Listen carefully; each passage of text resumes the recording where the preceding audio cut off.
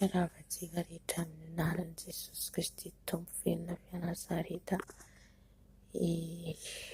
Isaorantsika ny Tompo lehibe indrindra tratran'izao andro aniondrayntsika, andro fahatelo amin'ny fifadikanina, omaly tokony hamita ny tapany faharova, mialatsy indrindra fa tsy hanana fotoana, dia soloiko anio ary ny anjarantsika omaly. Vavaka antsika metraka ny fotoana eo am-pelantanany, dia aoriantsika mitondra ny tenin'Andriamanitra.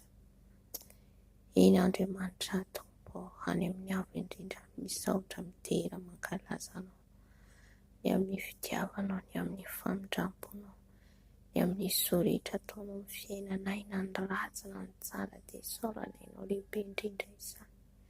Mankasitraka Tompo Jesosy, tsy hainay tsy hisaotra anao, satria mbola ianao no mato izao anay, mbola ianao no mampijoro anay, mbola ianao Jesosy no mahavelona anay. Isaoranay ianao ny fofonay, na ny tanjaka, ny hery, fahasalamana. Misaotra Tompo mararo, mankasitraka anao noho ny amin'ny ranao izay nalatsaka ho fanavotana anay, satria raha tsisy raha latsaka dia tsy noavitra izay, tsy afaka izay, tsy voavonjy izay, fa misaotra Jesosy, mankasitraka Dado ny amin'ny fitiavanao anay, naloranao ny ainao Jesosy. Etiko izay dia mangataka famelan-keloka, famindram-po, mifono izay ny amin'ny fahotana, eny amin'ny tsy famendrehanay, mifona Jesosy, satria maloto amin'ny fihetsika, amin'ny fiteny, amin'ny fitondran-tena, mifona Tompo fampanota, mifona Jesosy, satria izay dia miovaova, indraindray izay dia mihatsara velatsia, indraindray izay dia miavinavina, indraindray izay mora tezitra. Tsy hainay ny manamboatra io fona io, ny fimenomenomana amin'ny olelana io, ny fosafosa, ny laingalainga, mifona Tompo eto anatrehanao, mangataka famelan-keloka, mangataka fanadiovana avy aminao, fanovana indrindra Jesosy, anova ny fiainanay, koa mifona Jesosy, raiso ny fifonanay, raiso Jesosy, miangadana Jesosy, manalo diana ny vanao anay tanteraka, hiala amin'ny fiainan-dratsinay Tompo mararo. Mangataka ihany koa izay ny rano, anadio anasa eto ny rano, anadio anasa eto ny rano Jesosy, sasao amin'ny rano, manomboka any amin'ny lohako, ny voloko, hatrany amin'ny faladiko, ny momba rehetra Jesosy, ny amin'ny tenako manontolo, ny anatiny ivelany, diovy amin'ny rano Jesosy. Ny rano sotroiko manadio ny fanako, manasa ny fanako, rano Jesosy manadio ny ankohonako, ny manodidina ny toerana misy ahy, satria ny rano dia fiarovana lehibe ho anay, diova angajagajaka andohanao ny tenanay Jesosy mararo. Angataka ny fanainao masina hiasa eto, hiteny eto ny fanainao masina ihany koa Jesosy, dia efa andrava ny rodany, ny asan'ny maizina, ny filesy rehetra rehefa ny satana, ny asan'ny famosavina, potena amin'ny anaran'i Jesosy, tsy hanan-kejy, hanam-pahefana eto. Aoka ny fanatrehanao fanay masina no hiasa eto, ameno anay, hiteny aminay, mitenena eto ianao Jesosy, mitenena vavony izay iainanao indrindra amin'izao tapany faharoa amin'ny fifadikanana izao, mba hisy ny fanatrehanao, hisy teny indray Jesosy vaovao mena ho anay, andraisanay indray amin'ity andro anio ity, ka dia misaotra fanay masinao, efa eto ianao hanambara ny sitraponao, misaotra Jesosy. Aleluia, amen, amen. Tsy ho lava moantsika satria tsy dia manana fotoana, fa ny tenin'Andriamanitra izany anjarantsika dia amin'ny Korinthiana voalohany, Korinthiana voalohany toko fahatelo ambin'ny folo, izay efa fantatsika tsara, andiny fahatelo ambin'ny folo, izany anjarantsika. Korinthiana voalohany 13, Korinthiana voalohany toko fahatelo ambin'ny folo, andininy fahatelo ambin'ny folo, izay efa fantatsika tsara ny tenin'Andriamanitra hoe fa ireto telo ireto no mitoetra dia finoana, fanantenana, fitiavana, fa ny fitiavana no lehibe indrindra. Haleloia. Fitiavana zany tiany Jesosy ho tenenina eto, satria maro tsika kristianina mivavaka manara-dian'i Jesosy nefa tsy manana fitiavana. Andriamanitra dia fantatsika fa fitiavana mahatona nomezany zanak'ilay tokana ho fanavotana isoanao. Tena hoe ilaina Jesosy, tiany Jesosy ho hita amintsika zany fitiavana zany, satria tsy afaka hitentsika hoe kristianina, tsy afaka hitentsika hoe mpanara-dian'i Jesosy nefa tsisy fitiavana. Tsy hoe izay tiantsika ihany no tiavintsika, fa na ny fahavalontsika aza na izay mankala antsika dia mila tiavintsika.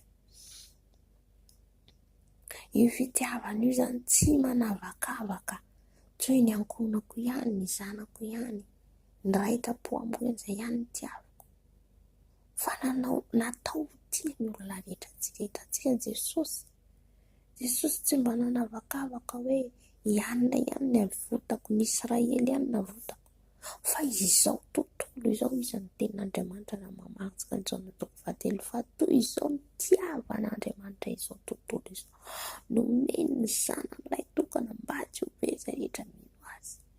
Haleloia. Lehibe io fitiavana io, ary raha mamaky ny Baiboly isika dia fitiavana manomboka any amin'ny Genesis ka hatramin'ny Apokalipsy. Matoa Andriamanitra nahary izao rehetra izao dia fitiavana antsika. Ranao alohan'ny hanamboatra any Adama izy, hanamboatra ny Adama sy Eva izy, dia nampisy ny ranomasina izy, nampisy ny fahazavana izy, ny alina sy ny mazava sy ny aisina. Tena hoe nikolokoloina izany isika. Dia rehefa niforony ny Adama sy Eva dia nomeny ny zava-boary, ny zava-mananaina, ny voankazo, ny anana, ny rehetrarehetra noforon'Andriamanitra. Noho ninona? Noho ny fitiavana antsika. Tsy hoe noforony fotsiny antsika dia mbola tsisy hanina hoanina, fa mbola izy koa namorona ny zava-mananaina, ny voankazo, ny anana afatsika mihinana, ny biby fiompy afatsika mihinana. Inona daholo ny ao ambadika n'izany havana dia fitiavana, satria tiany zaza ianao. Haleloia. Na dia nanota ary Adama sy Eva, mbola Andriamanitra no namindra fo amin'izy ireo, izay mahafitiavana azy. Hitantsika koa ary izy mbola Andriamanitra nanjaitra akanjo hitaviany satria mitanjaka izy. Fitiavana io Andriamanitra io, nanota ny zanak'Israely, nibebaka ny venany dia mbola namindra fo Andriamanitra. Amen. Ka nahoana isika izay milaza kristianina no tsy hanana fitiavana? Na irahalahintsika, ny rahavavintsika eo anilantsika tsy tiavintsika, nefa tsika milaza fa mivavaka, tsy kristianina izany. Na olona io nanevatevanao, na olona io nanaratsy ianao, dia mila tiavinao foana. An'Andriamanitra ny fahamaliana fa tsy antsika. Amen. Kaokantsika anana an'io fitiavana io. Tiavo izy ny namanao tahaka ny tenanao, tahaka ny fitiavanao an'io tenanao itiavanao ny namanao. Raha manana ianao manomeza, na manana anankiroa anao ka mitaraina aminao ny namanao, omeo azy ny anankiray. Na dia tsy anana ary ianao, omeo azy raha mitaraina aminao izy. Haleloia. Tena zava-dehibe io fitiavana io, zava-dehibe amin'ny fiainantsika kristianina. Ny olona izao tontolo izao ary mifankatia vomaika moa isika. Raha mamaky ny Korinthiana voalohany 7:10 dia fantatsika tsara fa ninona izy ny fanomezam-pahasoavana ananantsika, kanefa raha tsy manana fitiavana antsika dia tsinotsinona. Haleloia. Fa ny fitiavana io izy no lehibe indrindra, lehibe indrindra io fitiavana satria tsika manara-dian'i Jesosy, ny lalan'i Jesosy no rahantsika tahaka ny fitiavan'i Jesosy. Fitiavana etsy dia tahaka an'izany koa mila hitiavantsika ny hafa. Amen. Ka amin'izao fotoana izao zany, amin'izao ora itenenan Jesosy amintsika zao, esory ny fitiavan-tena, esory ny fankalana, esory ny fiboiboina zany rehetra zany, tsy fitiavana fiatsaram-bela, tsy fosafosa, tsy fitiavana zany rehetrarehetra zany fa fankalana. Mahatonga ny olona tsy mijery ny hafa, mahatonga ny olona mifamono, tsy fitiavana, fankalana, fitiavan-tena, fitiavam-bola, tsy avy amin'Andriamanitra izany. Mila hialantsika, mila manova dingana vaovao zany tsika amin'izao tapany faharoa ny fifadikanana izao, izay taken'i Jesosy antsika na izana ianao dia ny ananantsika fitiavana.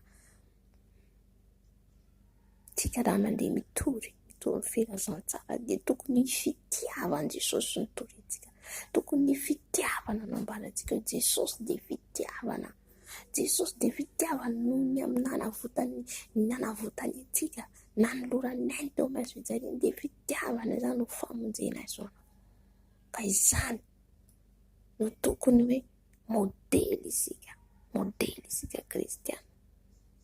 Tsy tokony hitenenana ratsy ny anaran'i Jesosy. Tsy izasy ianao ny hitenenana ratsy ny anarany, fa tokony hita ny anaran'i Jesosy. Jesosy arahany zareo dia tena fitiavana tokoa. Io zao tsy nanana akanjo dia nomeny akanjo, io zao tsy nanana vary, tsy nanana sakafo dia nomeny zareo sakafo. Dia amin'izay fotoana izay hita ao aminao ilay fitiavana. Esory ny fitiavan-tena, esory ny avinavina fanandratan-tena, fa amin'i Jesosy dia feno faretretena, amin'i Jesosy dia feno fitiavana. Aoka tsika hanana an'izany fitiavana zany, aoka tsika tena hoe ampiatra an'izany amin'ny fiainantsika. Tsy izay tiantsika ihany no tiavintsika, tsy ariavana. Mila mity ny olona rehetra tsika, mila mihavana amin'ny olona rehetra tsika. Ao Mateo dia milaza hoe raha mananady amin'ny rahalanao ianao dia apetra olo ny fanatao fandehana mihavana. Dikan'izany Andriamanitra tsy tia ady, Andriamanitra tsy tia hoe manana rankiny amin'ny olona ianao, manana ady amin'ny olona ianao. Mila vita fihavanana amin'ny olona rehetra tsika ho azo lazaina hoe kristianina. Mila hita amintsika zany fitiavana zany ry havana, fa tsy hoe manompo an'Andriamanitra tsika, mahavita tsika manao fanatitra be kanefa tsisy fitiavana, nefa miady amin'ny olona ny ataontsika, mifamaly amin'ny olona ny ataontsika.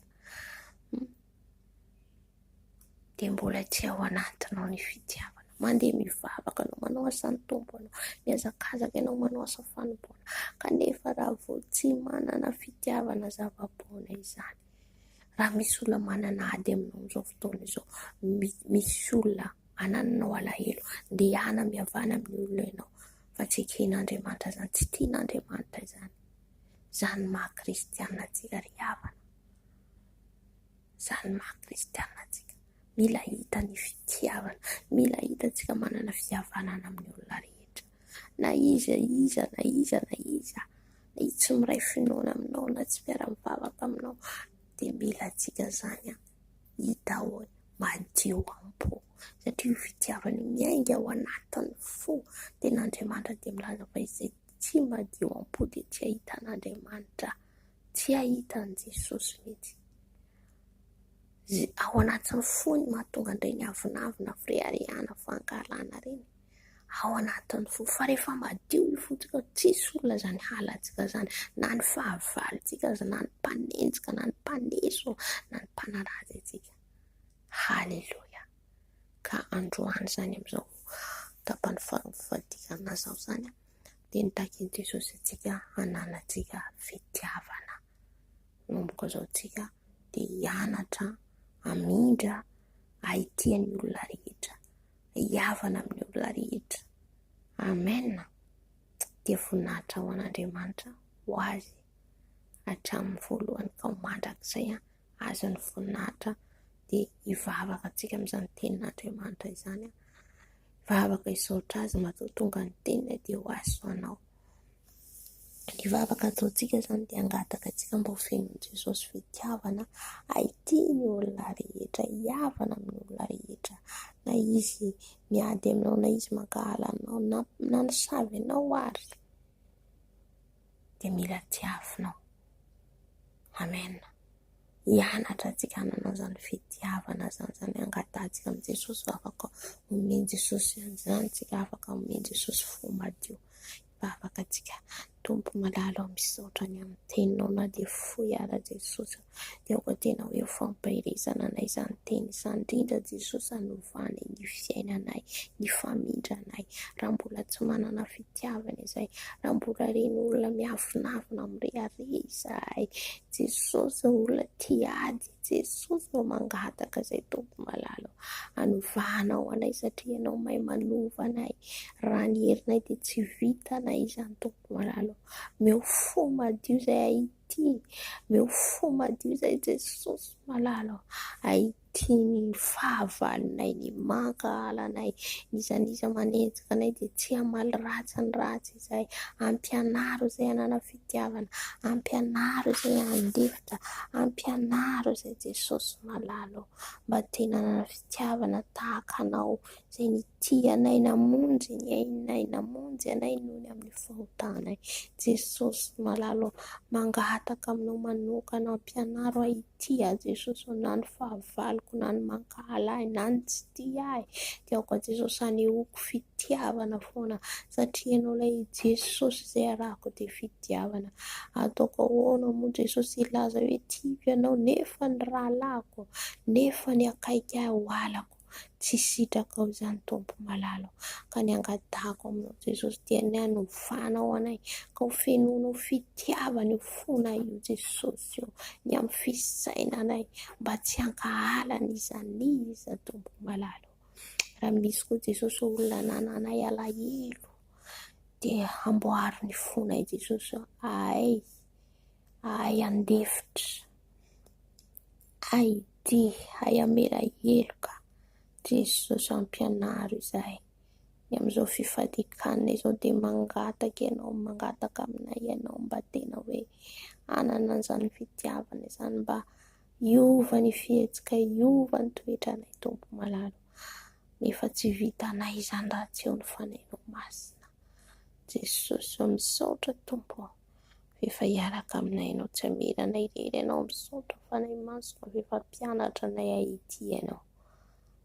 Saotra Jesosy, haleluya, amen, amen, amen.